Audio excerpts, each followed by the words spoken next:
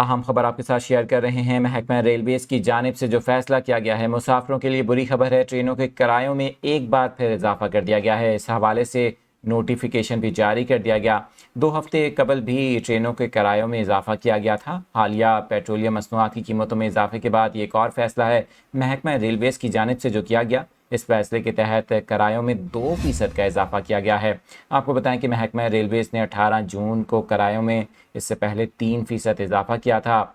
Lahore railway हुक्काम के मुताबिक diesel की कीमत में इजाफे से रेलवे को शदीद माली नुकसान का सामना करना पड़ रहा है। इजाफी बोझ मुसाफिर और मालबरदार ट्रेनों पर डालना पड़ेगा।